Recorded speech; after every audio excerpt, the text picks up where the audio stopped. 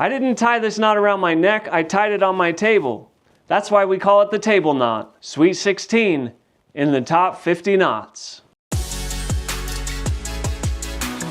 Hold our rescue tie with the blade facing out on your right thumb up to your neck. Adjust the blade until it covers the button of your trousers. Lay the tie with the blade facing to the right because no one likes to be left out. Create the blade loop by flipping the blade upside down and pointing it towards you. Don't worry, it isn't sharp. Create the tail loop by flipping it upside down and pointing it off in the distance.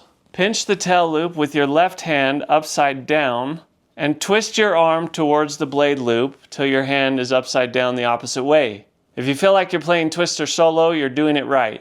Form the neck loop by taking the tail down through the blade and the tail loops. Adjust the length of the tail to land around your keeper loop. Pinch the blade and the tail with your left hand and tighten the knot with the neck loop on your right hand. Loosen the neck loop so you can fit your head through it. If it's not loose enough, you made yourself a nice necktie headband.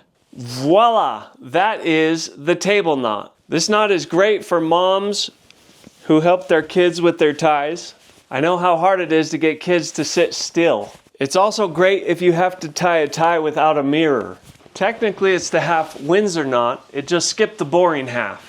If you're not a mom and you have a mirror, I'm interested in other reasons why you might be using this knot. Let's chat in the comments. If you really wish you didn't have to wear a tie, elevate your suit by folding a pocket square with this video. If you like this video, hit that subscribe button to learn more clever suiting tips. And as always, gentlemen, keep looking classy. I'll see you at the top.